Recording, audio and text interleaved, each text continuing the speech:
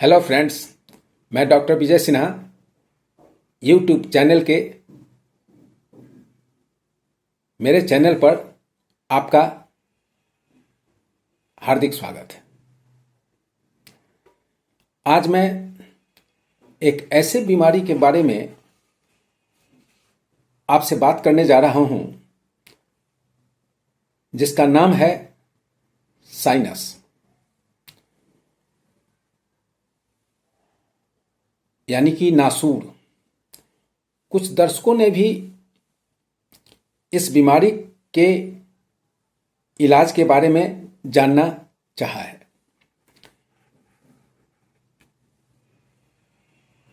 इस बीमारी में इसके कौन कौन से लक्षण होते हैं, इस बीमारी के होने का कारण क्या है,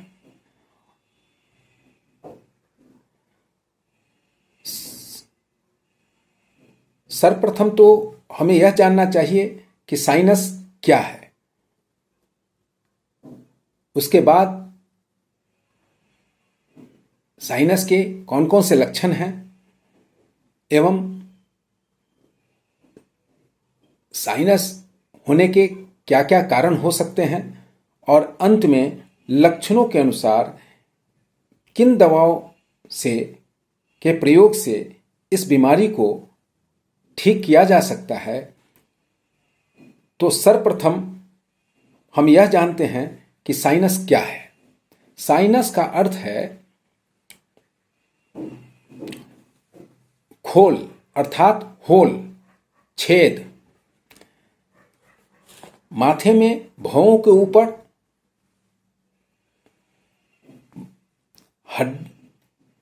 हड्डी में एक खोल या होल जैसा स्थान होता है जिसे फ्रंटल साइनस कहते हैं। गालों पर दोनों ओर उभरते हुए नोकदार हड्डियां होती हैं जो भीतर के खोलों के द्वारा माथे के हड्डी के खोलों से जुड़ी होती हैं। जुकाम हो जाने पर इन खोलों में जुकाम के रेशे जमा हो जाते हैं, यानी कि रेशे जम जाते हैं, जिससे माथे के दाएं व बाएं भौं के ऊपर तथा गालों के ऊपरी हिस्से में तथा नाक के जड़ में दर्द होता है। इसे ही साइनस कहते हैं। इस रोग का मुख्य कारण एलर्जी या इन्फेक्शन हो सकता है। अब हम इसके लक्षण के बारे में बात करें तो नाक से पानी आना, नाक का पानी गले में आ जाना, नाक से कोई गंध महसूस नहीं होना, खांसी, बुखार, थकान, आंखों, कपाल और नाक के जड़ में और चेहरे के ऊपरी भाग में दर्द रहता हो, किसी काम को करने का मन नहीं करता हो, अधिक नींद आती हो, तो ये सब साइनस के प्रमुख लक्षण हैं। इस रोग को ऑपरेशन कराने के बाद भी यह रोग पुनः लौट आता है। यदि साइनस रोग के निदान के बारे में बात की जाए तो हेमियोपैथिक के दवाओं के द्वारा उन रोगी के लक्षणों के अनुसार साइनस रोग से रोगी मुक्त हो सकते हैं। तो आइए हम जानते हैं कि हेमियोपैथिक किन किन दवाओं से उनके लक्षणों के रोगी के लक्षणों के अनुसार इस रोग को ठीक किया जा सकता है।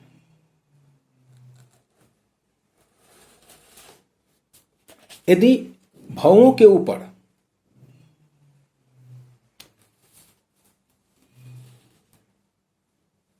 या भवों के बीच में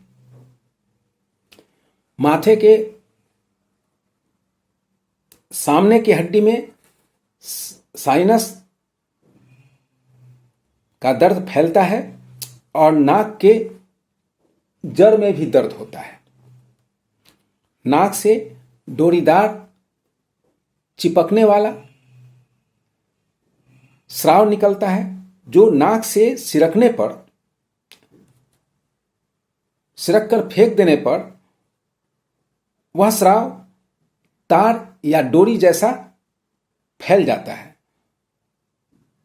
तो ऐसे लक्षण वाले साइनस के सिर दर्द वाले रोगी को कैलीवाइक्रोम 30 की 2 बूंदें प्रत्येक 4 घंटे पर प्रतिदिन सेवन करने की सलाह देनी चाहिए एवं साइलेसिया 200 नंबर की सप्ताह में एक खुराक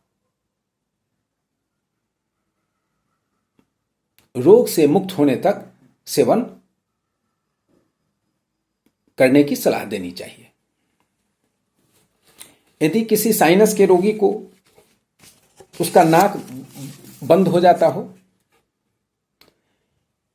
किसी भी चीज का उसके नाक से गंध नहीं आता हो, गंध नहीं लगता हो, रोगी ठंडी हवा चाहता हो, उसका सिर दर्द दाईं तरफ दाएं सिर, कान और जबड़े के नीचे होता हो, तो ऐसे रोगी को आयोडियम 30 की 2 बूंदें प्रत्येक 4 घंटे पर प्रतिदिन रोग से मुक्त होने तक लेने की सलाह देनी चाहिए। यदि किसी साइनस सिर दर्द वाले रोगी को एक कनपट्टी से दूसरे कनपट्टी तक पेंच से कसने जैसा दर्द होता हो और यह दर्द अक्सर शाम के 4 बजे से 8 बजे रात तक बढ़ता हो, तो ऐसे रोगी को और नाक में घ्राण शक्ति तेज हो जाती हो, सूंघने की शक्ति तेज हो जाती हो, तो ऐसे रोगी को लाइकोपोडियम 200 की एक खुराक प्रत्येक सप्ताह में कुछ दिनों तक सेवन करने की सलाह देनी चाहिए, जब तक कि रोगी का यह रोग ठीक नहीं हो जाए। ठीक हो जाने पर इस दवा को बंद कर देनी चाहिए।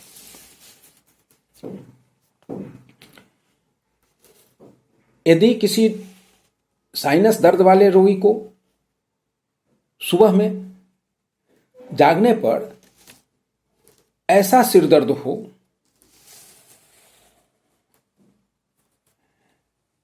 कि लगता हो कि उसके सिर पर अनेकों हथौड़ियां ठोकी जा रही हों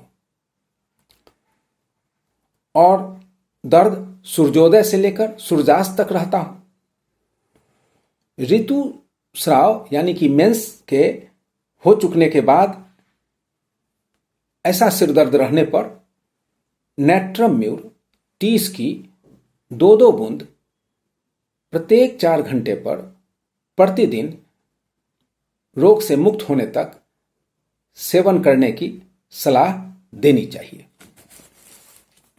यदि किसी साइनस रोगी को छींके अधिक आती हो, नाक में जुकाम हो, सर्दी हो और छींक अत्यधिक आती हो, नाक से पानी बहता हो, और फ्रंटल साइनस में ज्यादा दर्द हो, इसमें फ्रंटल साइनस में रोग ठंडक से बढ़ता हो,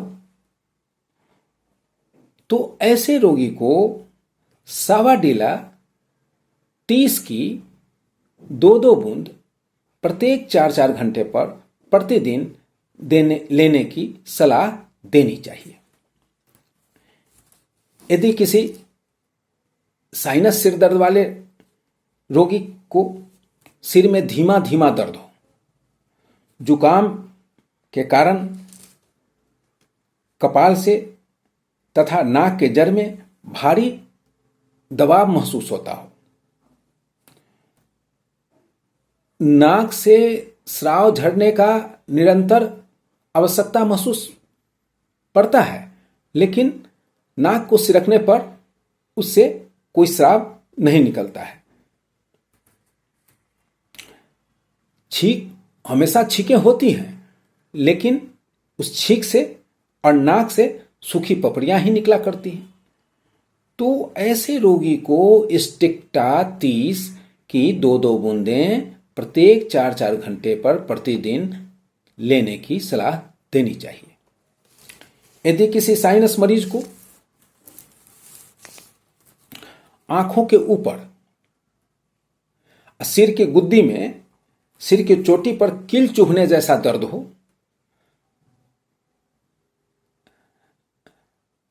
दिन में नाक से पानी बहता हो लेकिन रात में नाक बंद हो जाता हो, तो ऐसे रोगी को नक्स भूमिका 30 की 2-2 बूंद भोजन करने के आधे घंटे के बाद दिन में 3 बार सेवन करने की सलाह देनी चाहिए।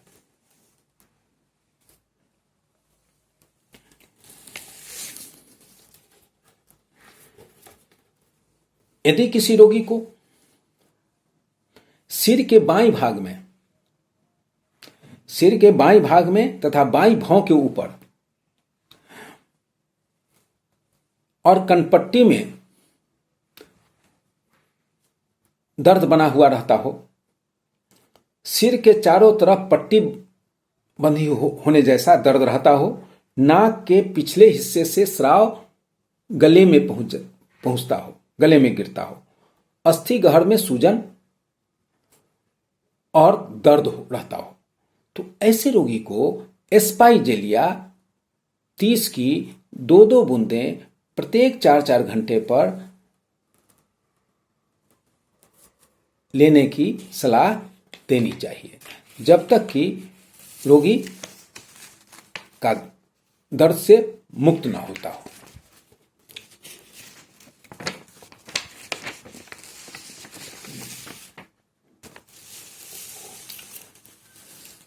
यदि किसी रोगी के दाहिने आंख के भौं के ऊपर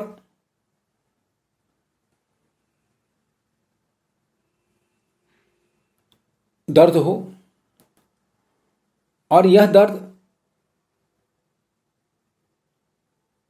सूर्योदय से लेके सूर्यास्त तक बना रहे,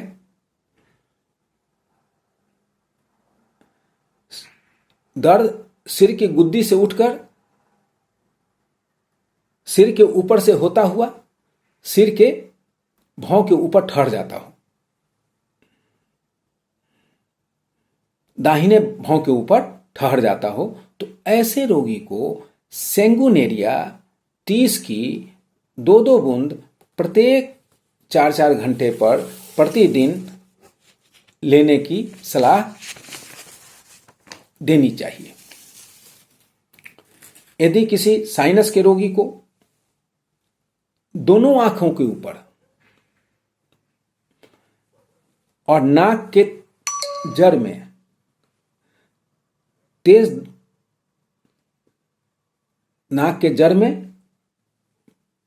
फ्रंटल साइनस के ऊपर आक्रमण हो, दर्द हो,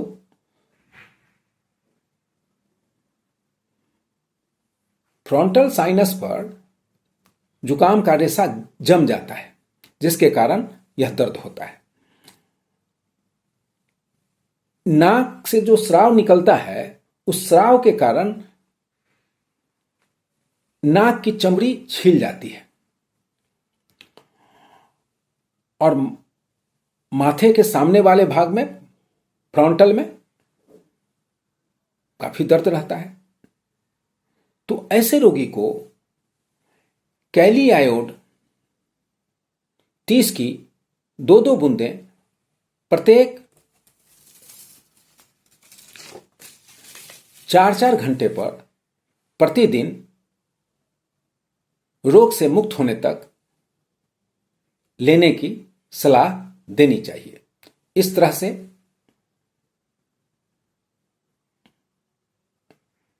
रोगी के लक्षणों के अनुसार इन दवाओं के में से किसी एक दवा का सेवन करने से रोगी रोग से, साइनस जैसे रोग से मुक्त हो सकता है। लेकिन इन दवाओं का सेवन किसी हेम्योपैथिक चिकित्सक के राय के द्वारा ही दवा का सेवन करना चाहिए, ताकि वे चिकित्सक लक्षणों का भली भांति निरीक्षण कर लक्षणों के अनुसार दवाओं का चयन कर सेवन करने की राय देंगे। यदि यह वीडियो आपको अच्छा लगा हो तो नीचे दिए गए लाइक बटन को दबा देंगे। जनहित में अधिक से अधिक लोगों को शेयर करेंगे। यदि अभी तक आपने मेरे इस चैनल को सब्सक्राइब नहीं किया हो तो कृपया सब्सक्राइब कर देंगे। नीचे दिए गए सब्सक्राइब बटन को दबा देंगे और बेल बटन दबाना नहीं भूलेंगे, ताकि मेरे आने वाले सारे वीडियो आप तक पहुंच सके। अब हम फिर आपसे अगले वीडियो में मिलते हैं। तब तक के लिए हमें आज्ञा दीजिए। धन्यवाद। जय भारत।